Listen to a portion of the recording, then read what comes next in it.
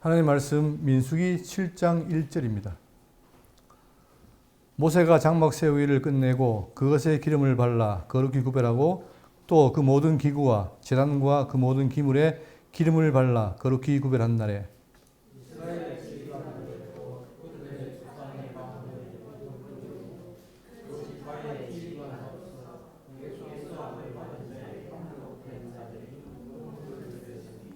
그들이 여호와께 드린 헌물은 덮개 있는 수레 6대와 소 12마리니 지휘관 2사람에게 2사람의 수레가 하나씩이요 지휘관 1사람의 소가 1마리씩이라 그것들을 장막 앞에 드린지라.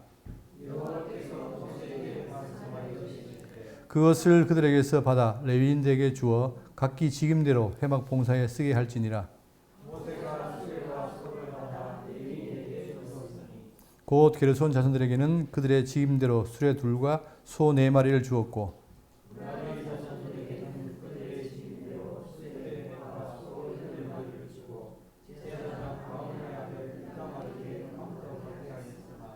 고앗 자손에게는 주지 아니하였으니 그들의 성소의 직임은 그 어깨로 매는 일을 하는 까닭이었더라.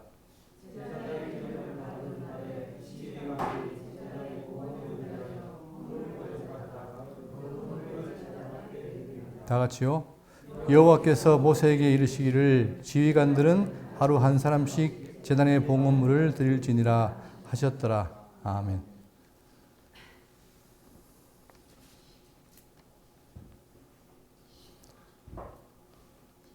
제가 유독 성경을 계속 읽어서 하는 이 이유가 뭐냐면은 결국은 하나님의 말씀이 성경에 기록되어 있잖아요. 그죠? 그러면 우리가 신앙생활 할 때 그 기준이 뭐냐? 이 성경입니다. 그런데 지금 보면은 많은 분들이 성경을 끼고 다니지만 그러나 신앙은 성경지기 못한 게 많아요. 왜냐하면은 거기에 온갖 것이 집어 들어가지고 이벤트라든가 들어가서 마치 신앙적 생활로 보이죠. 그러나 성경은 뭐냐면 우리에게 하나님의 말씀을 통해서 내가 뜻이 무엇인가를 보여주기 때문에 우리 하나님의 말씀을 잘 살피고 해야만이 우리가 어떤 삶을 살아야 되는지 보여주는 거죠. 제가 지금까지 거룩을 강조했는데 오늘 집사님 한 분이 거룩이 뭡니까? 이 질문을 들었어요. 도대체 거룩이 뭡니까? 여러분 거룩이 쉽게 다가옵니까? 어떻게 보면 거룩이란 말이 굉장히 죄인들에게는 굉장히 두려운 말입니다. 그래서 예수님이 오셨을 때도 나를 떠나라 이렇게 할 정도로 이 거룩이라는 게 참 그런 건데 그러나 우리가 신앙인이라면 지금 하나님의 백성이라면 거룩은 멀리 있는 게 아니에요. 그리고 가까이 와야 돼요. 그게 우리가 가까이 보여질 때 뭘 삽니까 우리가? 그러한 삶을 사는 게 어렵지 않습니다. 근데 지금 거룩이라는 게 이념과 그 다음에 현실이 너무나 괴리가 되면은 마치 거룩은 나하고 거리가 먼 것처럼 그것이 어려운 것처럼 보이지만 그러나 간단합니다. 예를 들면 내 형제를 사랑하라. 관심 갖는 거 이게 거룩이에요. 그게 그 삶이. 근데 우리가 지금 그런 것들이 너무 이렇게 괴리되다 보니까 거룩한 삶을 말하지만 그게 참 쉽지 않다는 거죠. 그러나 점점 성경을 통해서 하나님 뜻이 무엇인가를 알게 되면 지난번에 했잖아요. 거룩이 하나님 뜻인데 그 살면서 항상 기뻐하고 쉬지 말고 기도하고 범사에 감사하는 것도 뜻이다. 그런 거죠. 그러면 그게 결국은 거룩의 한 요소인데 우리가 그것들을 자꾸 살피면서 거룩이 뭔가를 우리가 구체적으로 안다면은 그게 실제로 삶에서 드러난다는 거예요. 그래야만이 내가 성도로 사는 삶이 의미가 있는 거죠. 그래서 우리가 성경을 계속 살피는 이유가 뭐냐면 이 구약의 민수기를 보지만 이 속에도 뭐가 있습니까? 우리의 주어진 복음이 넘친다는 거예요.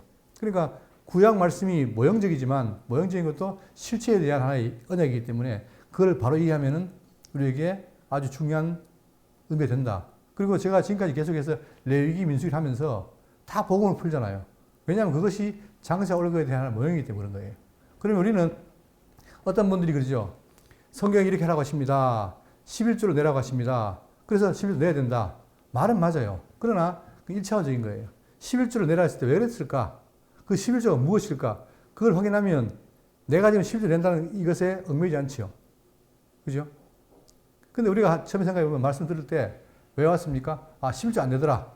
좋아서 왔다. 이런 말을 많이 하는데 그게 11조가 뭔지에 대한 분명히 알게 되면 우리가 성경을 통해 알게 되면 우리 삶이 달라집니다. 그렇죠? 우리 11조를 왜 안 합니까? 왜 안 하죠? 11조 우리가 이렇게 해서 복 받는 게 아니라 그 11조가 바로 뭐예요? 장차 오신 메시아에 대한 예언이고 그분이 이루었잖아요. 그렇기 때문에 우리는 11조 하는 게 아니라 내가 있는 마음의 연부를 하는 거 아니에요? 그런 것처럼 우리가 지금 성경을 통해서 배울 때에 정리할 부분이 많이 있어요. 보시면 지금 이 내용은 민수기 1장부터 쭉 나가는데 10장 10절까지의 내용은 뭐냐? 대열 정비입니다. 이들이 이제 애굽에서 나와가지고 광야에 있어요. 시내산에 있는데 거기서 복을 받고 이제 광야로 출발하게 되는데 그냥 하는 게 아니라 하나님께서 그들이 뭡니까? 광야 생활에 준비를 시키는 거예요. 그래서 먼저 대열 정비를 했다. 이들이 그냥 하는 게 아니라 다 대열을 정비하는데 그 가운데 뭐가 있습니까? 가운데 하나님 언약궤가 있잖아요. 그죠? 그래서 한 다음에 그 대열을 뭐예요? 성별합니다. 구별합니다. 그래서 이제 드디어 하나님께서 그들을 광야로 내보내는 것이 중요하고, 자, 그러면 이제 지금 여기를 배우고 있는데, 지난번에 했던 게 뭐냐? 1장부터 6장까지 내용이 바로 뭐냐면, 이제 인구조사와 진영 배치와 레위지파의 계수와, 그 다음에 레위지파의 직무를 알려줬고, 그리고 공동체의 정결 구례, 그리고 나시린의 소원과 축도, 이걸 했습니다. 그래서 결국 하나님께서 이 무리를 어떻게 합니까? 거룩하게 구별해서 그들에게 복을 주지요. 자, 그리고 이렇게 대회를 정비하고 한가운데에 언약궤가 있잖아요. 왜냐? 거기에 누가 있습니까? 하나님의 이름이 있는 거예요. 그죠? 그러니까 이 모임은, 이 무리는 뭐냐? 내 백성으로 내가 함께 한다. 그걸 보여줬죠. 그리고 이렇게 대열 정비를 합니다. 이 대열에 따라서 움직이게 되죠. 맨 앞에 뭐가 갑니까? 법궤가 나가죠. 그리고 그들이 정착할 때 성막을 중심으로 12지파가 오게 되고 가운데에 레위지파가 딱 진을 친다. 이게 되어 있습니다. 그러니까 광야에 나가기 전에 조직을 하고 정결함을 하고 그 다음에 헌신과 축복을 한다는 게 이거로 6장까지의 내용이 있습니다. 그리고 이제 7장에 뭐가 나오냐면 7장 1첫 부분에 뭐라 됐습니까? 모세가 장막 세우기를 끝내고 그것에 기름을 발라 거룩히 구별하고, 자, 모세가 이렇게 장막을 세워요. 이게 지금 시내산에서 주신 법을 따라 가지고 세운 장막인데 이게 지금 성막이잖아요. 그죠? 광야에서 이 성막을 세웁니다. 세우고 그것에 뭐라느냐? 바로 기름을 발라 거룩히 구별하고. 자, 그러니까 계속해서 뭘 말하느냐? 너희들은 과거에는 애굽의 종이었지만 지금은 뭐다? 내 백성이니까 거룩하다. 이걸 말해주는 거예요. 근데 지금 현재는 어떻습니까? 현재는 거룩한 게 아니라 여전히 애굽의 백성이 그대로 있어요. 그러나 그걸 포기하는 게 아니라 그때부터 그들을 훈련시켜서 어떻게 합니까? 하나님의 백성으로 만들어가는 거예요. 그럼 여러분들 지금 살면서도 내가 거룩하지 않다. 실망할 거 없어요. 우리에게 누가 계십니까? 하나님이 계시고 성령이 계셔서 우리를 어떻게 합니까? 거룩한 백성으로 만들어간다는 거예요. 그러면 내 삶이 하루하루가 뭡니까? 하루하루가 말씀으로 변해가는 거예요. 그래 변해갈 때에 내 삶이 드러나는 것, 그게 그런 생활이고. 그래서 어떻게 합니까? 성경은 계속해서 그거를 강조하고 있잖아요. 특히 시편, 성경 신약의 서신서에 강조하고 있잖아요. 그렇기 때문에 우리는 결국 뭐냐? 우리의 목표는 뭐냐? 거룩인 거예요. 그럴 때에 아까 오전에 했던 것처럼 누가? 하나님의 징계와 그 다음에 성령의 도움과 예수님의 믿음의 주요 온전케 하시니까 함께해서 우리를 인도해 간다는 것.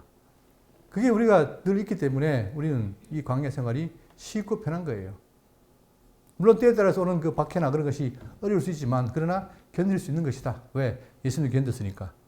자, 그래서 이렇게 성막을 세운 다음에 뭐랍니까? 여기에 그것에 기름을 발라. 자, 기름이 뭡니까? 기름. 구약에는 기름을 발라요. 이 기름을 발라서 다 거룩함을 표시합니다. 그런데 자, 이 기름 바른다고 해서 의미는 바로 뭐냐면 세상적인 것과 그 하나님의 소유를 구별을 해요. 그리고 그 대상에게 신적 권위를 부여합니다. 자, 그래서 구약에는 뭐냐? 출애굽기에도 너는 그것을 해막과 증거기에 바르고 이 발음으로 인해서 어떻게 합니까? 구별을 시키는 거예요. 구별이 거룩 아니에요. 그러니까 발랐기 때문에 이거는 거룩한 것이고 안 바른 것은 그렇지 않다. 구별하는 거죠. 그래서 발음으로 인해서 뭐냐? 지금 거룩을 하는데 이 내용이 시작에 가면 어떻게 됩니까? 시작에 가면은 이것이 여러분 예수님 오신 다음에 공이 함께 따라 붙는 게 있습니다. 누가 함께 오십니까? 누가? 메시아가 오면 누가 함께해요?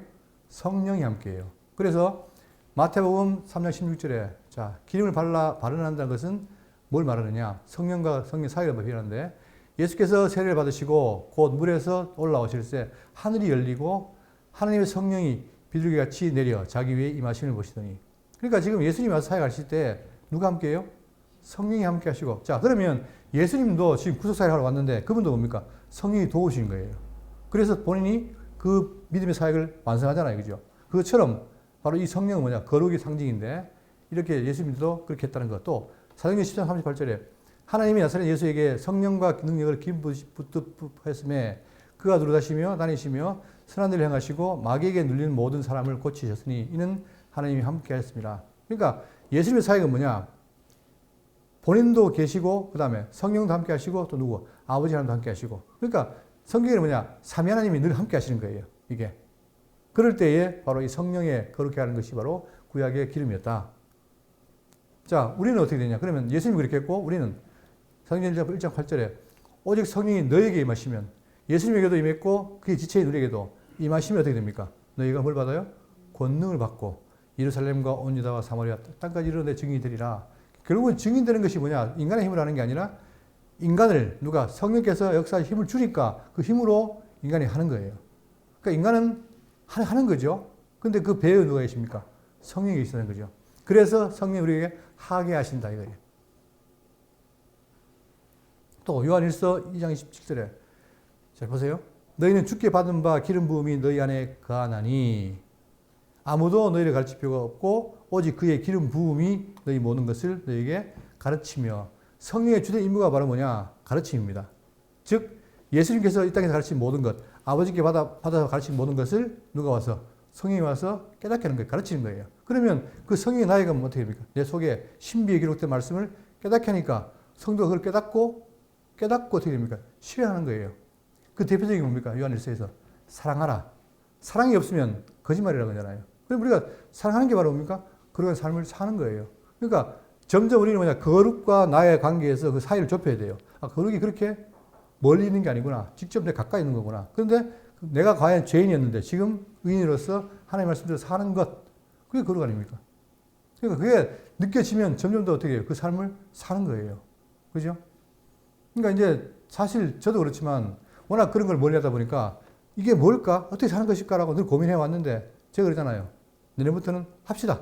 하자. 하는 게 삶이에요. 딴 거 없어요. 제일 거 없어요. 그냥 내가 깨달은 대로 아 이것이 하나님 뜻이구나. 그러면서 하는 거예요. 근데 지금까지는 다 이게 좋은 게 좋은지를 들었는데 할까 말까 늘 재고 하다가 세월 다 보내고. 그죠? 제가 그랬어요. 제가 처음에 저기 청년 때 대구 비통에 와가지고 말씀 들으면서 야 언젠간 되겠지. 근데 그 되겠지가 지금 내 나이 60이 됐어요. 그래도 똑같아요. 그럼 뭐냐? 이게 뭔지 내가 분명히 그걸 규정하지 못하고 그냥 헤맸다는 거예요. 그러면 이제 그것이 됐다면 하면 되는 것이고 우리 앞에는 선지들이 많이 있습니다. 여러분 바울이 어떻게 했어요? 바울이 왔다 갔다 했습니까? 바울은 그렇지 않았어요. 복음을 깨달으면 바로 실행했어요. 그냥. 그래서 그 바울이 그 40하나 감암매를 몇 번 세 번 맞고 했잖아요. 그게. 그러면 우리도 이제 그런 말씀을 통해서 아 이렇게 사는 것이구나 하고 하는 거예요. 근데 놀란 건 뭐냐? 구약의 이 성막에 관유가 발린 것처럼 우리에게 누가 있습니까? 우리에게 영적인 관유, 즉 성령이 함께 한다는 거예요. 그러니까 그분이 가르쳐가지고 그렇게 살게 하는 거예요. 그렇다면 우리의 삶이 달라져야 되고 또 앞으로의 방향도 분명히 정해지는 거죠. 자, 그래서 지금 먼저 성막을 봉헌하고 세우고 어떻게 되냐? 기름을 발라 그렇게 구별하고 또 그 모든 기구와 제단과 그 모든 기물에 기름을 발라 거룩히 구별한 날에. 그러면 보세요, 여러분. 지금 구약에는 어떻게 했습니까? 구약에는 여기 성막에다가 각 기물에다가 뭐 해요? 기름 발랐죠. 그러면 신약에 와서 우리가 누굽니까? 우리가. 예? 이 성전을 헐어버리라 내가 사흘 만에 짓겠다. 그럼 그 성전이 뭡니까? 이 보이는 성전이 아니고 우리가 성전 아니에요. 그럼 우리 속에 뭐가 있다는 거예요? 성령이 와서 우리를 기름 부었죠. 그러니까 지금 우리가 달라진 거예요.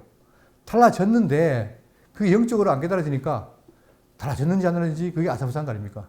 내가 확실히 달라졌다는 걸 알면 그게 나와요. 옛날에는 내가 그 형제를 사랑하지 못했는데 내가 형제를 생각하고 관심 갖고 한다. 그럼 그게 뭡니까? 그게 내 속에 하시는 성령의 역사란 말입니다.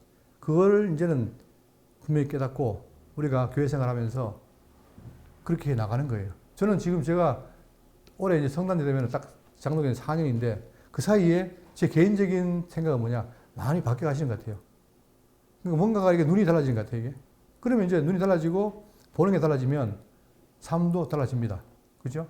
그럴 때 이 교회가 정말 그 속에 누가 계신다? 예? 하나님이 계신다. 그게 남들이 보는 거예요. 그러면 아, 저 교회는 정말 교회구나. 예? 워낙 지금 교회 같지 않은 교회가 많으니까. 우리에게 소망이 있습니다.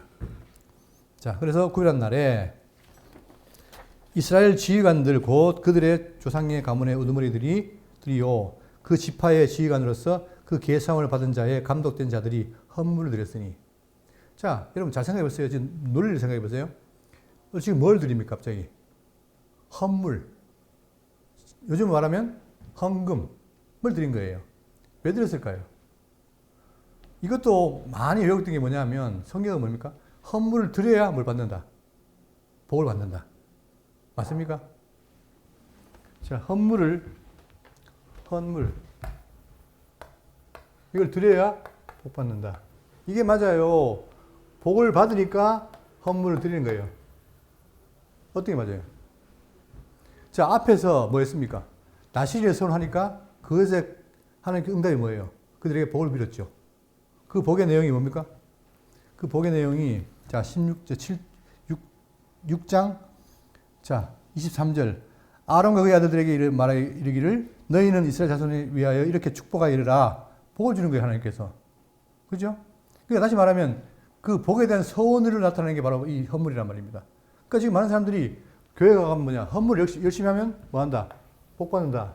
이게 인과응보지요. 그래서 성경이 그렇잖아요. 네가 복을 받았느냐? 그러면 그 대가로 뭐다? 헌물을 내는 것이다. 이거죠. 근데 지금 이거 거꾸로 보니까 전부 헌물을 내야 된다 하니까 지금 많은 사람들이 뭡니까? 이걸 내는 것에 대해서 굉장히 두려워하고 못 내는 것에 대해서 또 자기 자책하고 이러잖아요. 그러나 성경이 그렇지 않다는 거예요. 그러니까 앞에서 축복하니까 이제 헌물 내는데 여기 보시면 이스라엘 지휘관들, 자, 이 지휘관들이 누굴 말하냐면 지난번 계수할 때에 각 지파마다 뭐가 있습니까? 두령이 있어요. 족장들. 그래서 르벤부터 제일 첫 번째 르벤부터 납달리까지 쭉 가서 자, 쭉 이름이 있습니다. 이걸 보십시오. 그냥 보시면 되겠어요. 이름이 이렇게 있죠. 그러니까 각자마다 족장이 있습니다. 몇 명이겠어요? 레위를 뺀 12명이죠. 이 족장들이 자, 곧 그들의 조상의 가문의 우두머리들이요 그 지파의 지휘관으로서 그 계상을 받은 자의 감독된 자들이 뭘 드렸다? 헌물을 드렸으니 이제 헌물을 드리는 거예요. 뭐에 대한 대가로? 복 받은 것에 대한 대가로 드리는 거죠. 자, 했으니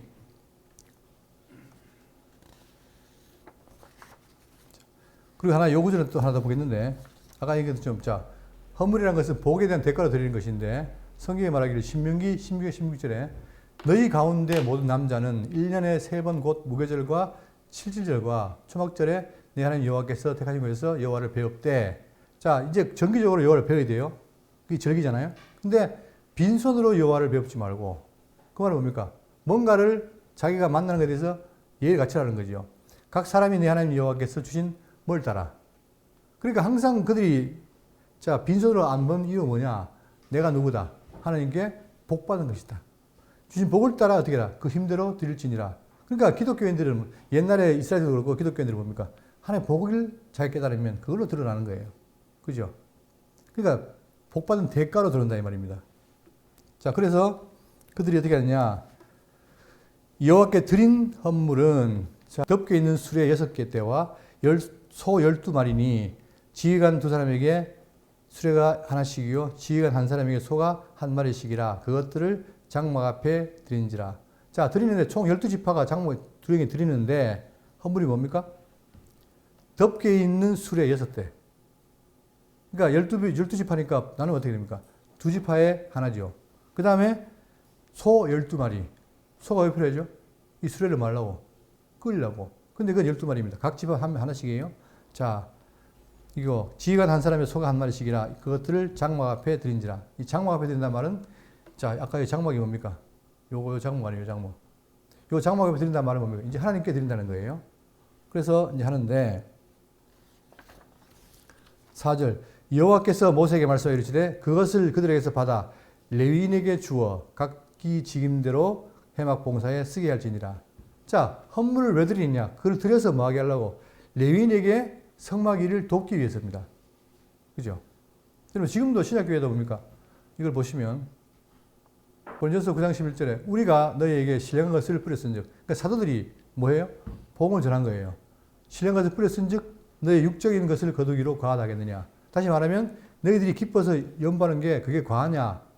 당연하다는 거죠. 그러면서 다른 이들도 너희에게 이런 권리를 가졌거든 하물며 우리일까 보냐. 그러나 우리가 이 권리를 쓰지 아니하고 범사에 참는 것은 그리스도의 복음에 아무 장애가 없게 하렵니다. 원래는 써도 되는데 내가 참는 것보다 괜히 그것 때문에 오해받지 않기 위해서 안 한다 이거예요.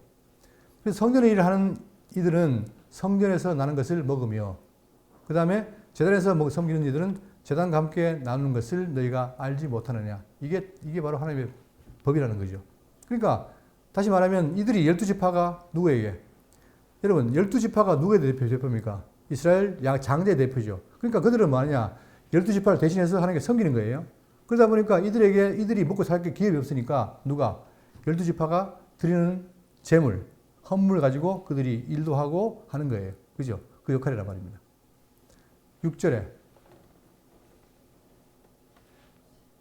6절에 모세가 수레와 소를 받아 레위인에게 주었으니 근데 레위인이 누구입니까? 게르손, 무라리, 고핫이에요. 자 보세요. 자 누구라고요? 이 레위 지파가 세 자손이 있는데 게르손, 무라리, 그 다음 고핫이에요. 근데 이 무라리와 게르손에게는 줘요. 그러나 반대로 고핫은 안 줍니다. 왜? 줄 이유가 없기 때문이에요. 설명드릴게요. 문제는 뭐냐면 이 게르손은 일이 뭐냐? 성막의 덮개, 휘장, 뜰의 포장, 천막 부분을 운반을 해요. 고핫은 성소의 지성소에 기울을 쓰잖아요. 그러다 보니까 이들은 그걸 수레로 운반하는 게 아니고 직접 어깨에 메고 가요. 그 다음 무라리는 뭐냐?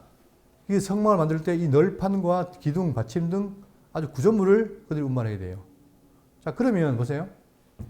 제일 무거운 게 뭡니까? 제일 무거운 게. 이 셋 중에서. 널판, 기둥, 받침. 이게 무겁죠. 덜 무거운 거는. 휘장, 뜰 이건 덜 무겁잖아요. 그죠? 그런데 고핫은 뭡니까? 성소, 지성소의 기구이기 때문에 떡상이라든가 이것은 뭐예요? 수레로 못 움직여요. 어떻게 한다? 메고 간단 말입니다. 그러니까 그게 맞게 하는데 어떻게 하느냐. 여기 보세요. 7절에 게르손 자손들에게는 그들의 직임대로 수레 2과 소 4마리. 자, 계산이 좀 복잡하니까. 수레가 몇 개입니까? 수레가 6개. 그 다음에 소는 12마리. 자, 그러니까 무슨 말이냐면 이 수레가 어디에 많이 필요해요? 무거운 데 많이 필요해요? 가벼운 데 많이 필요해요? 무거운 데죠. 근데 무라리는 상대적으로 어떻다? 게르손은 지금 무라리 합니까? 게르손은 상대적으로 가벼우니까 몇 대? 수레? 자, 게르손은 수레 2대, 그 다음에 4마리. 그 다음에 무라리는 4마리, 그 다음 8마리. 이제 4개, 8마리. 그죠? 그러니까 수레가 2개고 4개란 말은 뭐냐? 그들의 쓰임새에 따라서 이 게르손은 이 비교적 가벼워요. 그러니까 2대만 주고, 그 다음에 이 2대를 끌 소를 4마리를 주고, 반대로 무라리는 일이 많고 무거우니까 수레를 내려주고 소를 8마리 줘요. 그러면 어떻게 됩니까? 6개와 12마리 되죠. 그러면 남는 게 있어요, 없어요? 없어요. 근데 고핫은 뭡니까? 고핫은 이들이 운반하는 게 아니고 직접 어깨에 매니까 필요가 없어요. 주지 말라는 거예요. 이것도 쓰임새에 따라서 그들 주는 역할에 따라서 이렇게 나눴다. 지금 그 말입니다. 그래서 9절 보세요. 고핫 자손에게는 주지 아니하였으니 그들의 성소의 직임은 그 어깨로 매는 일을 하는 까닭이었더라. 자, 결국은 레위에게 주는데 이런 쓰임새에 맞게 줬다. 그거죠. 뭐를? 주어진 헌물을. 10절. 제단에 기름을 바르던 날에 지휘관들이 제단의 봉헌을 위하여 헌물을 가져다가 그 헌물을 제단 앞에 드리니라. 하나님께 드리니라. 자, 여호와의 명령이 뭐냐? 여호와께서 모세에게 이르시기를 지휘관들은 하루 한 사람씩 제단에 봉헌물을 드릴지니라 하셨더라. 여러분 이 7장이 길어요. 총 몇 절입니까? 89절이에요. 다 읽으면 다 실시가겠죠. 그래서 다 읽지 않고 설명해 드립니다. 자 보세요. 그러니까 총 12지파니까 며칠 때까지? 12일을 드려야 되겠죠. 그 첫 번째가 누구예요? 자 12절. 첫째 날에 헌물을 드린 자는 유다 지파 암미나답의 아들 나손이라. 자, 여기 보세요. 첫째 날 유다 지파의 암미나답의 아들 나손이에요. 이가 와서 드립니다. 여러분 뭐가 이상하지 않나요? 원래 첫째가 누구예요? 르우벤이죠. 근데 왜 지금 르우벤이 아니고 유다일까요? 자, 르우벤이 뭐였어요? 과거에 잘못했죠. 장자 명분을 박탈당해요. 그게 뭡니까? 르우벤이 자기 아버지의 첩 비라와 동침을 합니다. 그 죄로 그들이 장자들을 뺏깁니다. 그래서 성경은 뭐냐? 이 자리에 누가? 유다가 오는 거예요. 유다. 장차 메시아가 나올 유다를 앞에 해서 영적으로 지도자로 세우게 됩니다. 그래서 먼저 유다가 드리죠. 그런데 뭘 드리느냐? 여기 보세요. 자, 보시면 그의 헌물은 13절에 성소의 세겔로 130세겔 무게의 음반 하나와, 자, 음반, 여기 보세요. 음반 하나와, 그 다음에 70세겔 무게의 은발이 하나와, 은발이 다릅니다. 그 다음에 어떻게 해요? 두 그릇에는 소재물로 기름 섞은 고운 가루를 채웠고, 그 다음 14절 또 10세겔 무게의 금그릇 하나, 금그릇. 어떤 데는 금 숟가락도 있는데 그릇이에요. 한 개. 이렇게 드린 겁니다. 이게 은기문 및 그릇이에요. 그 다음 제물은 뭐냐? 자, 15절에 또 번제물로 속송아지 한 마리와 순양 한 마리와 1년 된 어린 순양 한 마리며 속죄제물로 순염소 한 마리며 화목제물로 소 2마리와 순양 5마리와 순염소 5마리와 1년 된 어린 순양 5마리라. 이는 암미나답의 아들 나손의 헌물이었더라. 첫째 지파인 유다가 이렇게 해서 뭡니까? 여기 보세요. 번제, 속죄제, 화목제 이런 제물을 드렸다는 거예요. 이게 다 헌물입니다. 그렇죠? 자, 그리고 나서는 어떻게 되냐? 그 다음부터 18절입니까? 18절부터는 둘째 날, 그 다음에 24절, 셋째 날, 30절, 넷째 날, 36절, 다섯째 날, 42절, 여섯째 날, 그 다음 48절, 일곱째 날, 54절, 여덟째 날, 60절, 아홉째 날, 66절, 열째 날, 72절, 11째 날, 그 다음에 78절, 12째 날 해서 총 12일 동안에 이 제물을 어떻게 합니까? 똑같이 봉헌합니다. 이게 똑같아요. 다시 말하면 12지파가 공이 똑같이 해서 어떻게 됩니까? 예물을 드리는 거예요. 언제까지? 자, 첫째 날, 둘째 날, 셋째 날 해서 총 몇째 날까지? 12째 날까지 다 드립니다. 이게 지금 명령한 거예요. 누가? 자, 성경에는 항상 누가 합니까? 하나님께서 누구의 말을 합니까? 모세에게서 전달해요. 그 모세는 누구예요? 중보자지요. 그죠? 중보자. 그러니까 모세를 통해서 말하면서 아론에게 하는 거죠. 중보자입니다. 그러니까 이 중보자가 중요한 거예요. 자, 마찬가지로 우리는 누구를 통해서? 우리 중보자 누굽니까?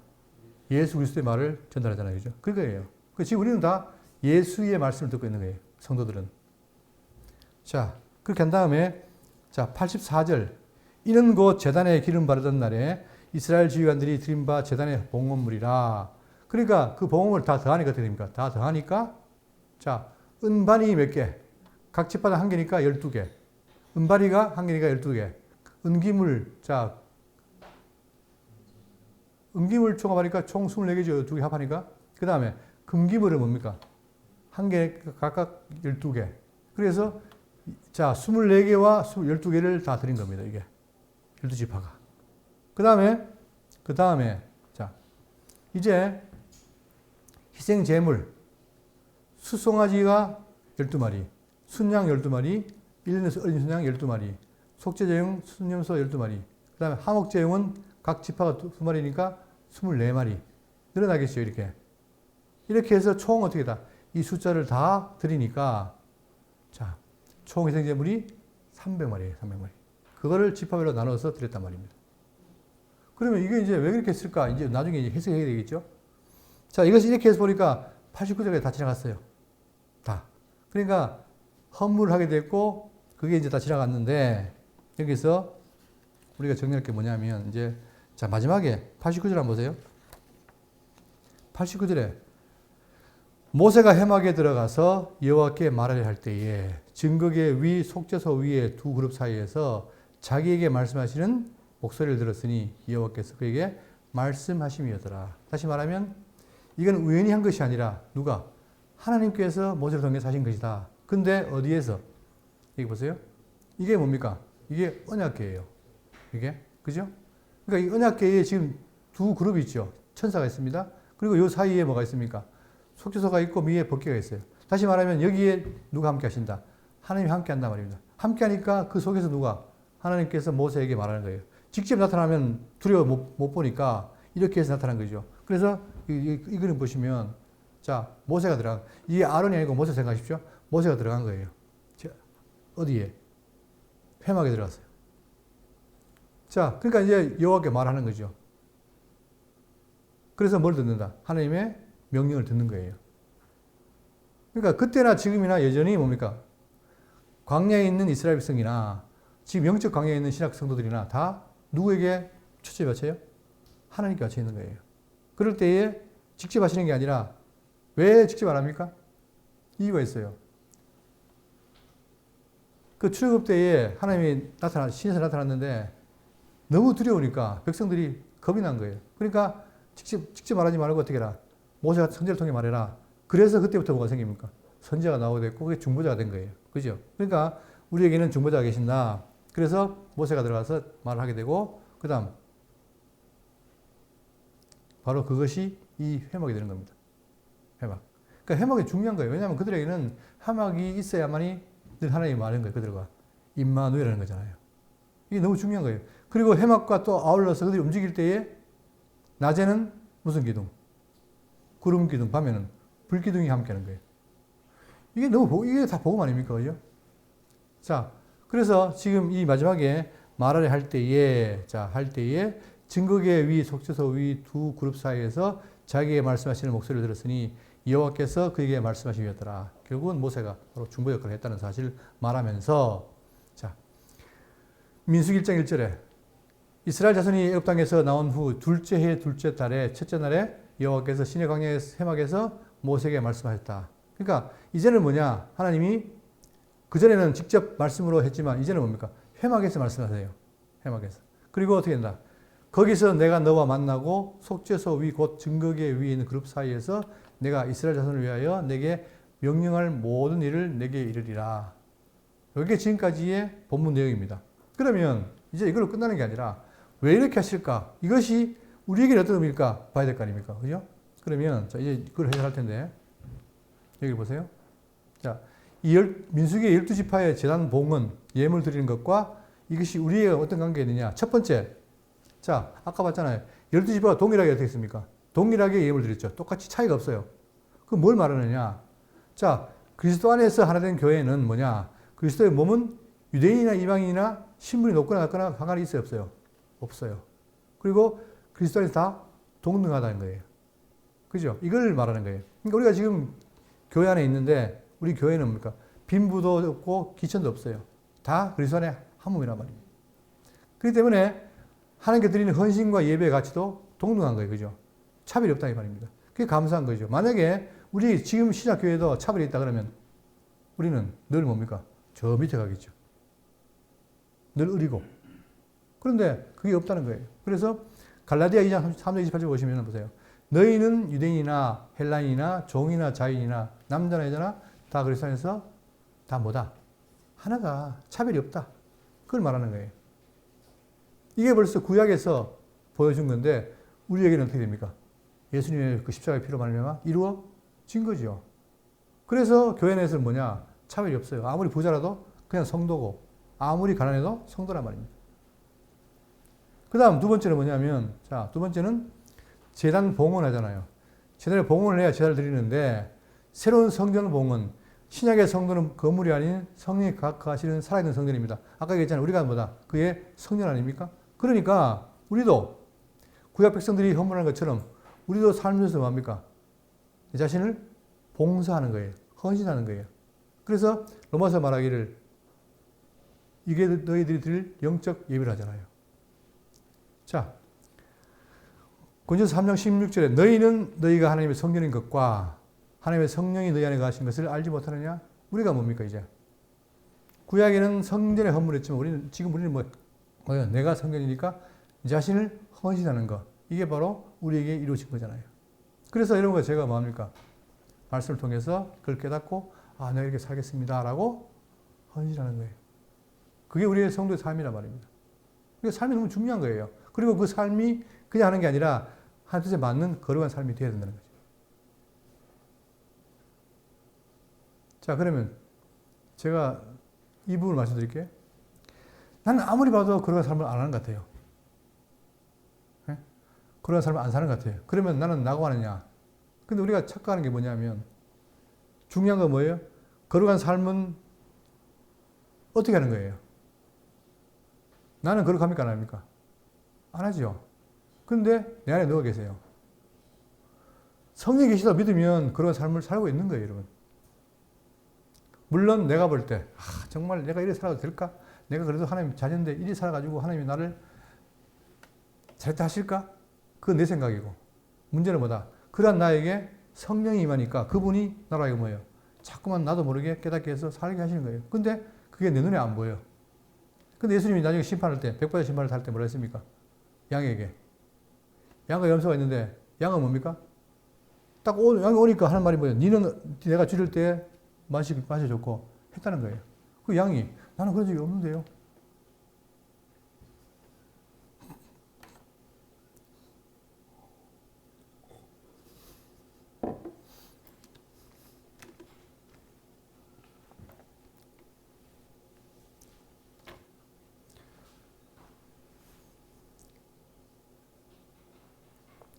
양은 모르는데 줄이 뭐예요?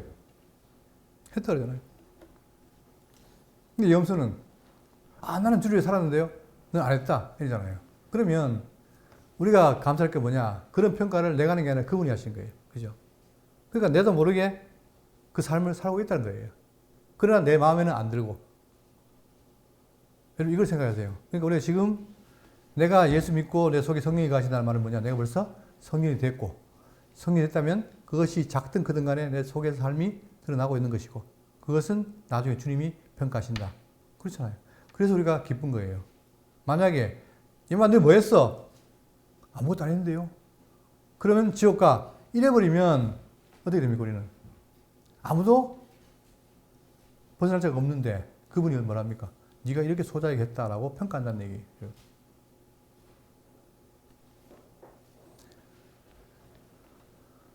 자, 또 세 번째로 지도자들의 봉헌. 자, 12지파의 각 지도자가 봉헌했잖아요. 그것은 뭘 말하느냐?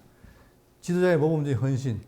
지파 지도자들이 먼저 헌신했듯이 교회 지도자들은 먼저 희생과 선교를 통해 성도들의 헌신을 격려하는 영적 모범이 되어야 됩니다. 여러분, 그래서 예수님 말씀하시기를 자, 교회는 뭡니까? 높은 자가 많은다. 높은 자가 섬긴다. 세상은 높은 자가 군림하지만 교회는 뭐예요? 높다고 하는 자가 더 섬긴다는 얘기예요. 그죠?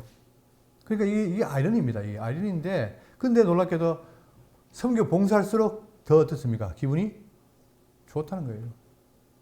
기쁘다는 거예요. 그게 교회입니다. 놀랍게도 이 구약에 있는 이 내용이, 허물들인 내용이 오늘 우리에게는 직접 이루어졌고, 우리가 그 속에서 살아가고 있다는 사실이에요. 뭘로? 교회의 성도로, 또 지도자로. 그렇죠? 그럼 이거보다 놀라운 게 없잖아요. 그죠? 그러니까 우리의 존재 모습은 우리가 깊이 깨달을수록 어떻습니까? 놀라운 거예요, 여러분. 어저께인가 뉴스에 삼성 이재용 씨가 나타났어요. 근데 왜 나타났느냐? 이재용의 아들이 뭐였습니까? 임관했죠. 소임관했죠. 그러니까 언론이 막 동원돼가지고 무슨 뭐 보여주더라고. 근데 여러분, 이재용의 아들도 그렇게 놀라운 자리인데, 여러분과 저는 뭡니까? 하나님의 자녀라는 거 아니에요. 근데 그것도 그래요. 우리가 워낙 육체적이다 보니까 평가 기준이 뭐냐? 그래서 이재용의 아들이 낫지. 예? 이런다고. 그렇기 때문에 우리 지금 눈이 어떻습니까? 눈이 좀 어두운 거예요. 그러니까 하나님 자녀 된 것은 별로 안 중요해. 그러나 세상적으로 뭔가 내가 돈 들어오고 뭔가 유리한 거, 그런 건 좋다고 하잖아요. 그렇지만 성경이 뭐냐? 우리가 하나님의 아들의 핏값으로 산 성도라는 사실. 이걸 안다면은 우리가 어떻게 합니까? 성도로서 또는 지도자로서 본을 보이겠죠. 그러니까 지금 한국교회가 왜 어려우냐? 다른 게 없어요. 지도자가 타락한 거예요. 예? 지도자가 본을 안 보이는 거예요. 그래 놓고 어떻게 했습니까? 여러분, 참 아이러니하게 대한민국의 큰 교회, 전부 뭐였습니까? 아들에게 세습했어요. 다시 말하면 이거는 누구 교회다? 하나님의 교회가 아니고 내 교회다. 그러니까 아까운 거예요. 아까운 거. 어떻게 하나님의 교회가 자기 교회입니까? 자기가 물론 그걸 해서 한 수고는 있지만 그러나 그건 하나님께 받으면 되고, 그렇기 때문에 교회는 그거를 포기하고 나갈 때 이게 교회가 되는데, 전부 자기가 하다 보니까 전부 시끄러운 게 뭐냐? 세습을 반대하니까 그 물리로 동의해서 이기고 하는 그게 지금 교회 모습 아닙니까? 그런데 우리는 다행히 우리 교회는 작아서 그래 할 이유도 없어요. 근데 놀랍게도 그러다 보니까 우리는 거기에 신경 뺏긴 게 아니라 정말 우리가 하나님의 교회라는 사실을 깊이 깨닫고 이 교회에서 뭘 할 것인가 생각하잖아요. 이게 복인 거예요, 여러분. 그러니까 부자가 다 좋은 게 아닙니다. 결국은 한국 교회가 왜 망하느냐? 돈이 많아 망하는 거예요. 왜? 돈이 많으니까 권리가 있잖아요. 그거 찰라고. 여러분, 이분을 깊이 생각하시면서 오늘 우리가 여러분과 제가 지금 하나님의 교회로서 정말 이렇게 광야 생활하는 그들이 했던 것처럼 우리가 이런 놀라운 일이 벌어졌다. 그리고 우리에게 누가 계시냐? 구약에는 모세가 있듯이 우리에게 누가 계십니까? 중보자인 메시아가 계시고 그분이 우리를 뭐 합니까? 끝까지 인도합니다. 믿음의 주요 온전케 하시는 예수님입니다. 여러분 늘 예수님을 의지하고 나가시길 바라겠습니다. 기도하겠습니다.